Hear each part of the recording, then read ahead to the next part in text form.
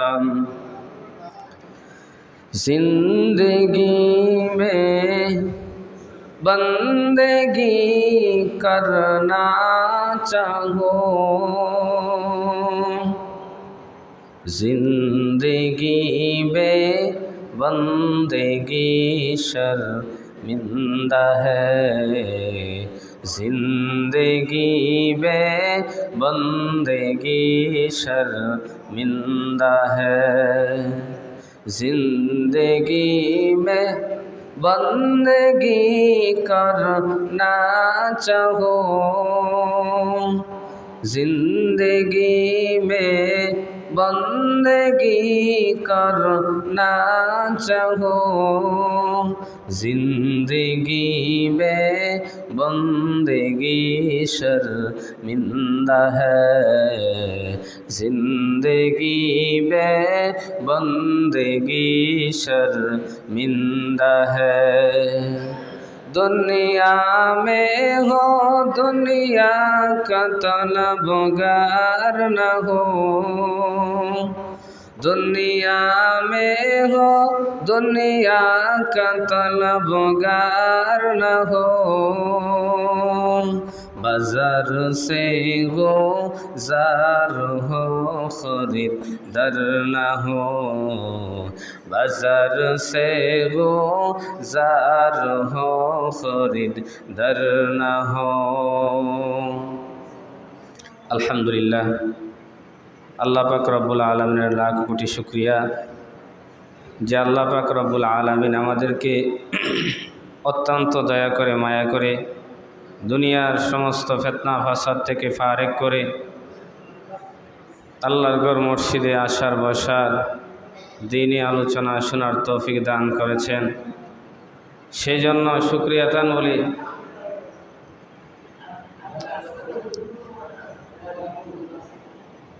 আমি এইভাবে আলোচনা করতে পারি না, সমস্যা হয়ে যাবে, ক্লাসও করতে পারি না, আলোচনা করতে পারি না।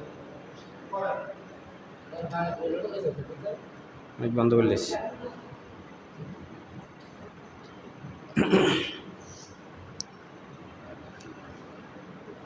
আল্লাহ পাক রব্বুল আলামিনের কাছে লাখ কোটি শুকরিয়া যে আল্লাহ পাক রব্বুল আলামিন আমাদেরকে অত্যন্ত দয়া করে মায়া করে সুস্থ শরীরে আল্লাহর মসজিদে জুমার নামাজ পড়ার উদ্দেশ্যে আসার বসার দ্বীনি আলোচনা শোনার তৌফিক দান করেছেন। তাই জন্য সকলে অন্তরস্থল থেকে শুকরিয়া দান বলি আলহামদুলিল্লাহ।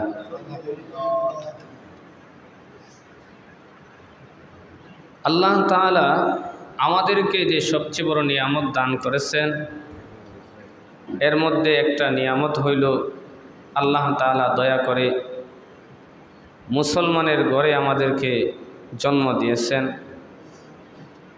আরও একটা নিয়ামত আল্লাহ তাআলা রহমতুল্লিল আলামিন নবী মুহাম্মদুর রাসূলুল্লাহ সাল্লাল্লাহু আলাইহি সাল্লামের উম্মত হিসাবে আমাদেরকে কবুল করেছেন। রহমতুল্লিল আলামিনের উম্মত হওয়াটা আমাদের জন্য অত্যন্ত ভাগ্যের বিষয়। আল্লাহ তাআলা নবী মুহাম্মদুর রাসূলুল্লাহ সাল্লাল্লাহু আলাইহি সাল্লামকে যেমনভাবে দুনিয়ার মধ্যে সর্বশ্রেষ্ঠ নবী হিসাবে ঘোষণা করেছেন, ঠিক তদ্রূপভাবে রহমতুল্লিল আলামিনের উম্মতগুলাকেও আল্লাহ তাআলা শ্রেষ্ঠ উম্মত হিসাবে ঘোষণা করেছেন। আমরা শ্রেষ্ঠ নবীর শ্রেষ্ঠ উম্মত কিভাবে হয়েছে, কিভাবে হতে হবে, সেই বিষয়ে আমরা গত সপ্তাহে আলোচনা করেছি। আরেকটা বিষয়, রহমতুল্লিল আলামিনের প্রতি উম্মতের ভালোবাসা, উম্মতের প্রেম কেমন হবে, সাহাবায়ে কেরাম নবী করিম সাল্লাল্লাহু আলাইহি সাল্লামের সাথে কেমন ভালোবাসা, কেমন মহব্বত দেখিয়েছেন, এর অনেক উদাহরণ সাহাবায়ে কেরাম দুনিয়ার মধ্যে রেখে গেছেন। বিশেষ করে জঙ্গে উহুদের যে যুদ্ধ, ওই জায়গার মধ্যে সাহাবায়ে কেরাম এমন এমন ভালোবাসা দেখাইছে, নব স্ত্রী বাসর রাত্রিতে নবীর মহব্বতে চলে গেছে। সবচেয়ে কালো সাহাবী সবচেয়ে সুন্দর স্ত্রী পাইছে, বাজার করতে গেছে, নবীজির কথা শুনছে। এত সুন্দর স্ত্রীর সাথে সাক্ষাৎ বাকি রেখেই সোজা জিহাদের ময়দানে চলে গেছে। অনেক ইতিহাস সাহাবায়ে কেরাম মহিলারাও নবীর প্রতি প্রেম ভালোবাসা দেখাইছে। ছোট বাচ্চা নবীজির কাছে তুইলা দিছে যে ওই বাচ্চাকে আপনার ডাল স্বরূপ ব্যবহার করেন। এই ছিলেন সাহাবায়ে কেরামের অবস্থা। এর মধ্যে রহমতুল্লিল আলামিনের প্রাণ প্রিয় সাহাবী হযরত হানজালা রাদিয়াল্লাহু তাআলা আনহু। কান্দিয়া বেকুল রে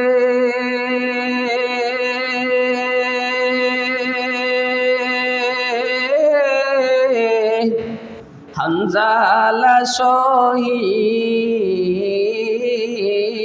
রে,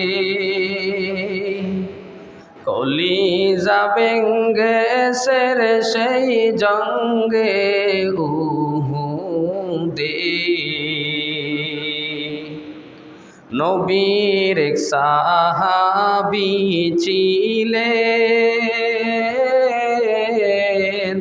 হানজালা নামেতে, তিনি শহীদ হয়েছিলেন বিবাহের রাত্রিতে রে গিয়ে জঙ্গে উহুদে। নবীর ডাকে আধার রাতে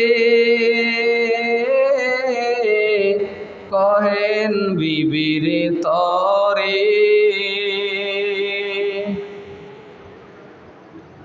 বিবাহ নবীর ডাকে আধার রাতে কহেন বিবির তরে। বিবের রাত্রে নবস্বামী সপিলাম তোমার রে গিয়ে জঙ্গে উহুদে। যুদ্ধে গেলেন শহীদ হইলেন নাপাক হালাতে, নবী যে সাহাবাদের বলেন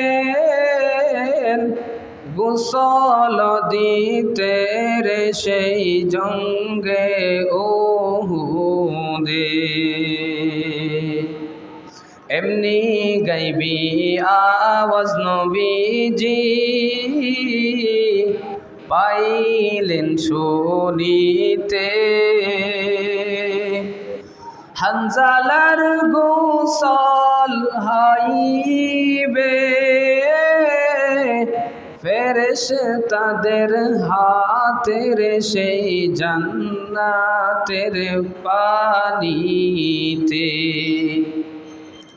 রহমাতুল্লিল আলামিনের সাহাবী হযরত হানজালা রাদিয়াল্লাহু তাআলা আনহু নবী করিম সাল্লাল্লাহু আলাইহি সাল্লামের কেমন আশিক ছিলেন, কেমন পাগল ছিলেন। বাসর রাত্রিতে স্ত্রীর সাথে মেলামেশা হয়েছে, যুদ্ধে গোসলের জন্য গোসলখানার মধ্যে চলে গেলেন। এমনি শুনতে পায় কে কোথায় আছো রে? উহুদের ময়দানে রহমতুল্লিল আলামিন শহীদ হয়ে গেছে। এ নবীর সাহাবীরা কে কোথায় আছো? তাড়াতাড়ি উহুদের ময়দানে চলে আসো। রহমতুল্লিল আলামিন দুনিয়ার মধ্যে নাই, উহুদের ময়দানে শহীদ হয়ে গেছে। এমনি হানজালা রাদিয়াল্লাহু তাআলা আনহু ডাক দা বলেন, এ প্রাণের স্ত্রী কাপড়টা রাখ, অতি তাড়াতাড়ি ঘর থেকে তলোয়ারটা দে আর আমাকে জিহাদের ময়দানে যাওয়ার জন্য অনুমতি দাও। এমনি হানজালা রাদিয়াল্লাহু তাআলা আনহুর স্ত্রী তলোয়ারটা হানজালা রাদিয়াল্লাহু তাআলা আনহুর হাতের মধ্যে দিলেন। হানজালা রাদিয়াল্লাহু তাআলা আনহু ওই তলোয়ার নিয়ে জিহাদের ময়দানে চলে গেলেন। এক পর্যায়ে জিহাদ করতে করতে শহীদ হয়ে যায়। এমনি হানজালা রাদিয়াল্লাহু তাআলা আনহুর স্ত্রী ওই উহুদের প্রান্তরে দৌড়িয়া দৌড়িয়া যাইতেছি।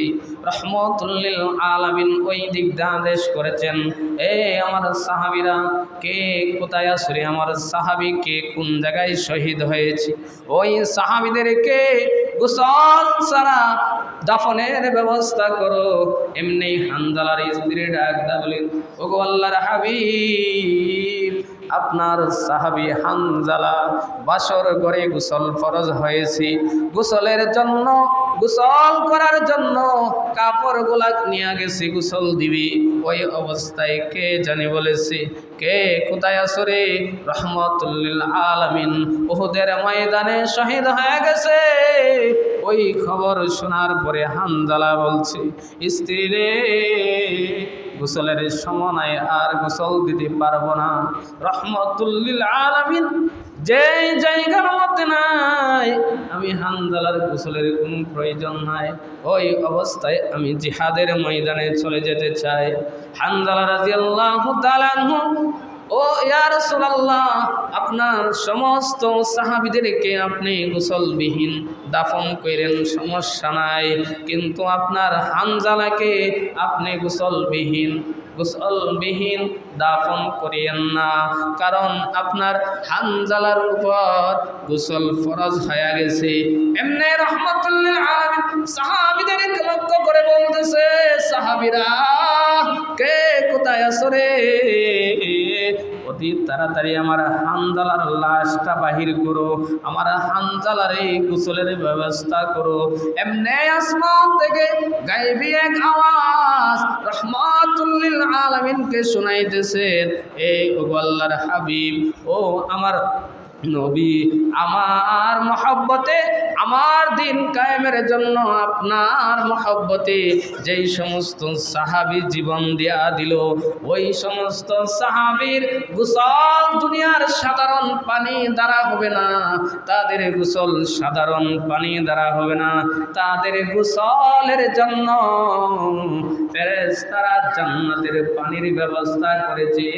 আর আপনার হানজালাকে ফেরেশতাদের মাধ্যমে জান্নাতের পানি দ্বারা গোসল করানো হয়েছে। এমনি রহমতুল লিল আলামিন দেখতে পায় হানজালা রাদিয়াল্লাহু তাআলা লাশটা আসমান থেকে নিচে অবতরণ হইতেছে। রহমতুল লিল আলামিন চলে গেলেন হানজালার লাশের কাছে, গিয়ে দেখতেছে হানজালার চুল থেকে যেন সবে মাত্র টপ টপ কইরা পানিগুলা জমিনের মধ্যে পড়তেছে। শুধু তা নয়, রহমতুল লিল আলামিনের মহিলা এক সাহাবী, ওই মহিলা সাহাবী রহমতুল লিল আলামিনের কাছে চলে গেছে, গিয়ে বলতেছে, ও আল্লাহর হাবিব, আমার স্বামী এক যুদ্ধের মধ্যে শহীদ হয়ে গেছে, আমার বড় বড় সন্তান ছিল কয়েকজন, ওই সন্তানগুলোও শহীদ হয়ে গেছে। ও আল্লাহর হাবিব, আমার কোনো সন্তান নাই, যে সন্তানটা আপনার সাথে দিব জিহাদের ময়দানে।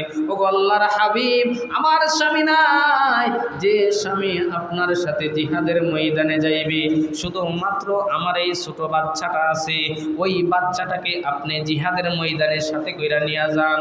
এমনি রহমতুল লিল আলামিন ডাক দা বলতেছেন, ইয়া রাসূলুল্লাহ, ইয়া হাবিবাল্লাহ, ও আল্লাহর হাবিব। রহমতুল লিল আলামিন ডাক দে বলতেছেন, এরে সাহাবী, ওই বাচ্চাটা নিয়ে আমার কোনো লাভে আসবে না, কারণ এইটা ছোট বাচ্চা, সে জিহাদ করতে পারবে না, বরঞ্চ তাকে বহন করার জন্য অন্য একজন সাহাবীর প্রয়োজন হয়ে যাইবে না, তাকে তুমি রাইখা দাও, অন্য কোনো জিহাদের মধ্যে তাকে কাজে লাগবে। রহমতুল লিল আলামিনের ওই কথাই মহিলা সান্ত্বনা পাইতেছে না, বাচ্চাকে কানে কানে বলতেছে, এই বাচ্চা যা। রহমতুল্লিল আলামিনের কাছে চইলা যা, জিহাদের জন্য তোকে তুই নবীজির কাছে প্রেস কইরা দে। এমনি ওই ছোট বাচ্চাটা রহমতুল্লিল আলামিনের কাছে চইলা গেছে, গিয়া বলতেছে, ও আল্লাহর হাবিব, আমি দেখেছি আমার মা যেই সময় চুলার মধ্যে আগুন ধরায়, বড় বড় লাকড়ি দেয় না, ছোট ছোট লাকড়িগুলা প্রথমে চুলার মধ্যে দেয় যাতে তাড়াতাড়ি চুলার মধ্যে আগুন ধরে যায়। তারপরে আমি দেখেছি বড় বড় লাকড়িগুলা চুলার মধ্যে রাখি। ও আল্লাহর হাবিব, জিহাদের ময়দানটাকে উত্তপ্ত করার জন্য, জিহাদের ময়দানটাকে গরম করার জন্য আপনি আপনার আবু বকরকে প্রথমে দিয়েন না, আপনার ওসমান আলী উমরকে প্রথমে দিয়েন না।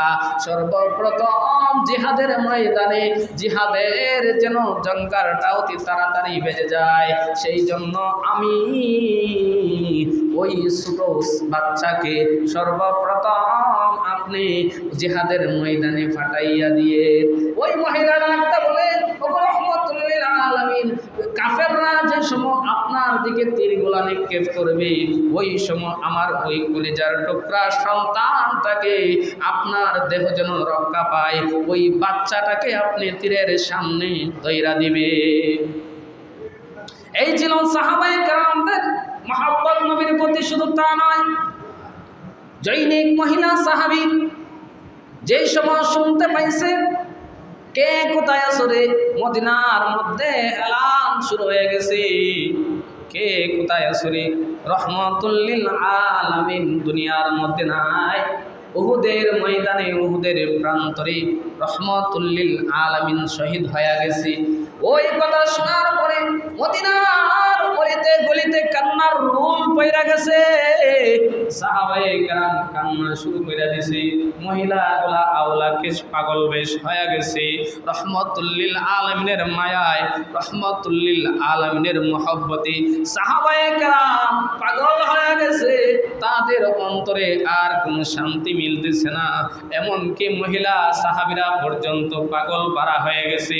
মহিলা সাহাবীরা পর্যন্ত আওলাকে পাগল বেশ উহুদের প্রান্তরের দিকে দৌড় শুরু করে দিছি, উহুদের দিকে দৌড়তেছে আওলাকে পাগল বেশ মহিলারা ওই উহুদের ময়দানের দিকে দৌড়তেছে। এমনি এক ব্যক্তি দাঁড়ায়া বলে, কে রে? ওই মহিলা, কোথায় যাইতেছো? উহুদের প্রান্তরের দিকে যাইতেছি। কেন যাইতেছো? গিয়ে লাভ হবে না। ও কেন লাভ হবে না? এ মহিলা, তোমার শ্বশুর শহীদ হয়ে গেছে, উহুদের প্রান্তরে তোমার শ্বশুর শহীদ হয়ে গেছে। মহিলা কোনো কিছু বলতেছে না, সামনের দিকে অগ্রসর হইতেছি। এমনি আরেকজন ব্যক্তি বলতেছে, মহিলা কোথায় যাইতেছো? উহুদের প্রান্তরের দিকে যাইতেছি। যায়া লাভ নাই, তোমার স্বামীটাও শহীদ হয়ে গেছে। আর একটু সামনে অগ্রসর হয়েছে, অগ্রসর হওয়ার পরে মানুষ বলতেছে, এ মহিলা, কেন তুমি সামনের দিকে যাইতেছো? যাইতেছি কারণ ওই উহুদের ময়দানে যাইতেছি, গিয়া লাভ নাই, তোমার কলিজার টুকরা দুইটা সন্তানে উহুদের ময়দানে শহীদ হয়ে গেছে। এমনি মহিলা ডাকতে বলে, এ সাহাবীরা, আমি কোনো আমার শ্বশুর শহীদ হয়েছে কিনা সেই কথা শোনার জন্য উহুদের দিকে যাইতেছি না, আমার প্রাণের স্বামী শহীদ হয়েছে কিনা সেই জন্য আমি উহুদের প্রান্তরে যাইতেছি না, আমার সন্তানগুলা শহীদ হয়েছে কিনা সেই জন্য আমি যাইতেছি না, আমার কোনো দুঃখ নাই, সবাই শহীদ হয়ে গেছে, আমার দুঃখ নাই। এরে মহিলা, এরে সাহাবীরা, একটু আমাকে সংবাদ দে, আমার হাবিব রহমতুল্লিল আলামিনের অবস্থাটা কেমন আছে? রহমতুল্লিল আলামিন কেমন আছে? শুনতে পাইছি রহমতুল্লিল আলামিন নাকি উহুদের প্রান্তরে শহীদ হয়ে গেছে। একটু সংবাদ দেয়, আমার কাছে একটু সংবাদ দেয়, রহমতুল্লিল আলামিন কোন অবস্থায় আছে? রহমতুল্লিল আলামিনের ফুফু পাগল বেশ উহুদের প্রান্তরে দৌড়াদৌড়ি শুরু করে দিছে। এমনি রহমতুল্লিল আলামিন তাকাইয়া দেখে নবীজির ফুফু চলে আইতেছে। এমনি বলতেছে সাহাবীরা রে কে কোথায় আছো, আমার শরীরটা বেশি শক্তি নাই, শরীরটা দুর্বল হয়ে গেছে। কারণ রহমাতুল লিল আলামিনকে কাফেরগুলা লক্ষ্য এমন ভাবে প্রচন্ড আঘাত করছে, রহমাতুল লিল আলামিনের সামনের দাঁত মুবারক শহীদ হয়ে গেছে, দাঁত মুবারক শহীদ হয়ে গেছে। নবীজি রক্তাক্ত অবস্থায় উহুদ প্রান্তরে বৈশা গেছে। জৈনিক সাহাবী রহমাতুল লিল আলামিনকে এইভাবে ধরছে। কয়েকজন সাহাবী রহমাতুল লিল আলামিনকে এইভাবে আঞ্জা কইরা ধরছে আর বলতেছে কাফেররা রে যা তীর দে আমার শরীরে দেহে, আমার বুকে দে, আমার রহমাতুল লিল আলামিনের শরীরে যেন কোনো আঘাত না পড়ে। কলা গাছের মতো সাহাবায়ে কেরাম তাদের ওই দেহটাকে রহমাতুল লিল আলামিনের সামনে ধরে দিছে, যাতে কোনো অবস্থাতেই রহমাতুল লিল আলামিন কোনো আঘাত না পায়, যাতে রহমাতুল লিল আলামিনের অবস্থা কোনো কষ্ট না হয়। কিন্তু কষ্টের বিষয় হলো সমস্ত উহুদের ময়দানে আওয়াজ হয়ে গেছে, কে কোথায় আছে রে কুতিলা মুহাম্মদকে হত্যা করা হয়েছে। সাহাবায়ে কেরাম একেবারে দুর্বল হয়ে গেছে। কার জন্য আর যুদ্ধ করব, কার জন্য আর জিহাদ করব? ওমরের মতো ব্যক্তি যাকে শয়তান দেখলে পর্যন্ত রাস্তা ফাড়াইয়া ফেলতো, ওই ওমরও একেবারে নাজেহাল অবস্থা হয়ে গেছে, হাত থেকে তরবারি পইরা গেছে। সাহাবায়ে কেরাম একেবারে নাজেহাল অবস্থায় বলতেছে আর কার জন্য জিহাদ করব, আর কার জন্য কাফেরদের সাথে লড়াই করব? যে নবী দুনিয়ার মধ্যে নাই, যার মহব্বত অন্তরের মধ্যে ধারণ কইরা ওই সমস্ত জিহাদের মধ্যে চইলা আসলাম, আজকে ওই নবী নাই, আর জিহাদের প্রয়োজন নাই, আমাদেরকেও শহীদ কইরা দেওয়া হোক, আর জিহাদ করব না। ওই সময় জৈনিক সাহাবী রহমাতুল লিল আলামিনকে বলতেছে ইয়া রাসূলুল্লাহ জিহাদের অবস্থা খুব ভয়ানক হয়ে গেছে, সবাই জানতে পারতেছে আপনি নাকি শহীদ হয়ে গেছে। একজন সাহাবীকে বলতেছে সাহাবী রে আয় আয় আমার কাছে আয়, আমাকে একটু দেখতে দেয়। আবার সাহাবীরা কোন অবস্থায় আছে জিহাদের ময়দানে, সাহাবীরা ডাকটা বলে ইয়া রাসূলুল্লাহ না, আপনি মাথা উপর করতে পারবেন না, আপনি যদি একটু দাঁড়ান, মাথাটা একটু উপরে তুলেন, কাফেররা আপনার উপরে আক্রমণ করবে, আপনি পারবেন না। রহমাতুল লিল আলামিন বলেন না, জিহাদের ময়দানে খুব ভয়ানক অবস্থা চলতেছে, আমার সাহাবীরা পর্যন্ত তারা একেবারে হুঁশ হারায়া ফেলছে, একটু সময় দ্বারা আমাকে একটু সুযোগ দে, সাহাবায়ে কেরামের দিকে আমি একটু দেখি। রহমাতুল লিল আলামিন সাহাবীদের কাঁধে ভর কইরা গর্ত দিকে একটু সামনের দিকে তাকাইছে, এমনি জৈনিক সাহাবী দেখতে পাইতেছে রহমাতুল লিল আলামিন এখনো জীবিত আছে।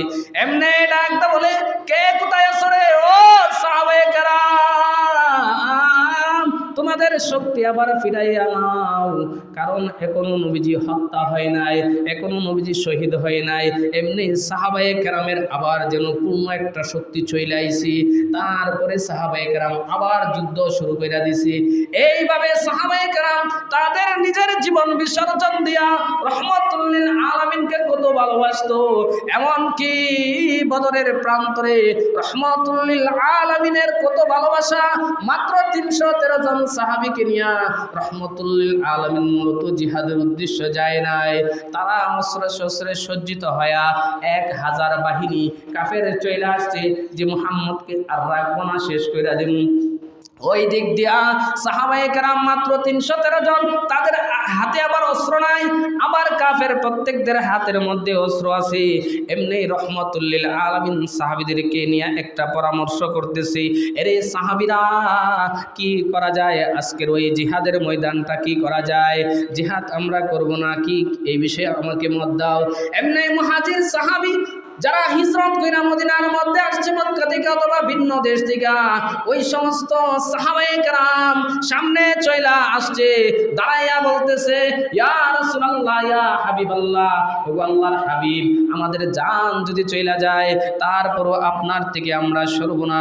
আপনি যদি বলেন আপনার ডানে থেকে, বামে থেকে, পিছনে থেকে, সামনে থেকে, চতুর্দিক থেকে আপনার সাথে আমরা জিহাদ করার জন্য, জিহাদে অংশগ্রহণ করার জন্য আমরা প্রস্তুত আছি, আপনি জিহাদের জন্য অনুমতি দিয়া দেন। শুধু তা নয় গো ইয়া রাসূলুল্লাহ, আপনি যদি বলেন ওই সমুদ্রের মধ্যে জাপ দিয়ে আমাদের জীবন বিসর্জন করে দেওয়ার জন্য, তার জন্য আমরা প্রস্তুত আছি, শুধুমাত্র আপনি অনুমতি দেন। রহমাতুল লিল আলামিন কোনো সাড়া দিতেছে না, বারবার আনসার সাহাবীদের দিকে তাকাইতেছে। আনসার সাহাবী হলো যারা মদিনার অধিবাসী, গ্রামের সাহাবী, তাদের দিকে বারবার তাকাইতেছে, কারণ গ্রামের একটা শক্তির প্রয়োজন আছে। এমনি রহমাতুল লিল আলামিনকে আনসার সাহাবীদের থেকে কয়েকজন সাহাবী দাঁড়াইয়া বলতেছে, ইয়া রাসূলুল্লাহ, ইয়া হাবিবাল্লাহ, ওগো আল্লাহর হাবিব, আমরা বুঝতে পারতেছি আপনি আমাদের দিকে তাকাইয়া আছেন, আমাদের অনুমতির অপেক্ষা করতেছেন। ইয়া রাসূলুল্লাহ, আপনি আমাদেরকে এমন বাইবেন না, আমরা আপনাকে ওই কথা বলবো না। বনি ইসরাইলের মতো, বনি ইসরাইল যেইভাবে মুসা আলাইহিস সালামকে বলেছিলেন, ফাযহাব আনতা ওয়া রাব্বুকা ফাকাতিলা ইন্না হাহুনা কাঈদুন, ওই কথা আমরা বলবো না, বরঞ্চ আপনার ডাইনে বামে সামনে পিছনে থেকে, এমনকি আপনি যদি বলেন ওই সমুদ্রের মধ্যে পাড়ি দেওয়ার জন্য, জাপ দিয়ে নিজের জীবনটাকে উৎসর্গ করে দেওয়ার জন্য, যদি আপনি বলেন কোনো অগ্নি খণ্ডের ভিতরে ঢুইকা আমাদের জীবন উৎসর্গ করে দিব, তারপরও আমরা প্রস্তুত আছি। ইয়া রাসূলুল্লাহ, ইয়া হাবিবাল্লাহ, আপনি যুদ্ধের জন্য পারমিশন দেন, আপনি যুদ্ধের অনুমতি দেন। এমনি রহমাতুল লিল আলামিন সাহাবায়ে কেরামদেরকে বললেন, ও সাহাবীরা, তোমরা যুদ্ধের জন্য প্রস্তুতি গ্রহণ করো। ওই দিক দিয়া আবু জাহেলকে আয়েশা শয়তান বলতেছে, এ আবু জাহেল, চিন্তার কোনো কারণ নাই, সাহাবী নবীর সাথী বর্গ মাত্র 313 জন, তোমরা আছো 1000, আবার অস্ত্রে শস্ত্রে সজ্জিত। দ্বিতীয়ত আরেকটা বিষয় হইল, আরেকটা বিষয় কি? আরেকটা বিষয় হইল, আমি ইবলিস 1000 সৈন্য নিয়া তোমার সাথে চলে আসছি মুসলমানদের বিরুদ্ধে জিহাদ করার জন্য।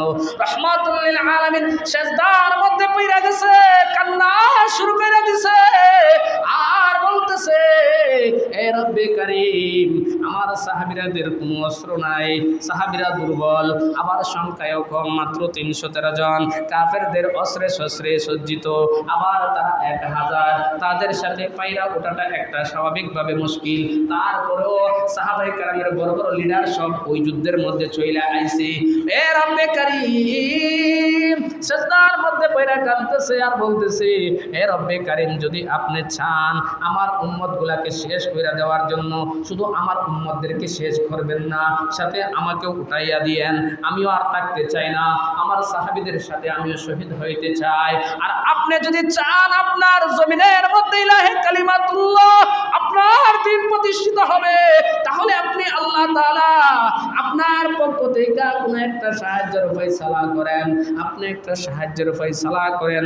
আল্লাহ তাআলা ডাকতে বলেন, এ জিবরাইল, এ মিকাইল, কইরে তাড়াতাড়ি যায়, তাড়াতাড়ি যায়, তোদের সাথে কয়েক হাজার ফেরেশতার বাহিনী নিয়া জমিনের মধ্যে চইলা যায় আমার নবী এবং সাহাবীদেরকে সহযোগিতা করার জন্য, তাড়াতাড়ি বদর প্রান্তরে চইলা যায়। এমনি রহমাতুল লিল আলামিন তাকায়া দেখতেছে, জিবরাইল এবং মিকাইল আলাইহিস সালাতু ওয়াস সালামের নেতৃত্বে কয়েক হাজার সাহাবী অস্ত্র ঘোড়া সব কিছু নিয়ে জমিনের দিকে অগ্রসর হইতেছে। রহমাতুল লিল আলামিন সাহাবীদেরকে ডাক দেয়, বলতে, সাহাবীরা আর চিন্তার কারণ নাই, জিহাদ চালু করে দেয়, যুদ্ধ শুরু করে দেয়। সাহাবায়ে কেরাম যুদ্ধ শেষে আবু বকর বিশেষ করে কয়েকজন সাহাবী আয়েশা বলতেছে, ইয়া রাসূলুল্লাহ, ইয়া হাবিবাল্লাহ, ওগো আল্লাহর হাবিব, বিষয়টা কোনো কিছু বুঝতে পারছি না, কি বিষয় কি? আমরা তো কোনো কাফেররা বেশি মারছি উঠছি না, কেমনে? কাফেরদের কাছে তলোয়ার ধরছি, এইভাবে তলোয়ার ধরছি, হত্যা করবো, ওই পাখি দিয়ে দেখি তার গর্দান 2 খণ্ডিত হয়ে গেছে, বডি থেকে মাথাটা চইলা গেছে, এইভাবে সাহাবায়ে কেরাম নবীর প্রতি প্রেম আর ভালোবাসা দেখাইছে, নিজের জীবনটা পর্যন্ত উৎসর্গ কইরা দিছে। নবীর ভালোবাসা খালি মুখে বললে চলবে না, যে পাইলে নিরালাই গো নবী, পাইলে নিরালাই, পাইলে নিরালাই গো নবী, পাইলে নিরালাই। দুই কদমে চমকাব, দুই কদমে চমকাব, চরণ ধুলি মাখব গাই, পাইলে নিরালাই গো নবী, পাইলে নিরালাই, পাইলে নিরালাই গো নবী, পাইলে নিরালাই। দয়াল নবী বহু দূরে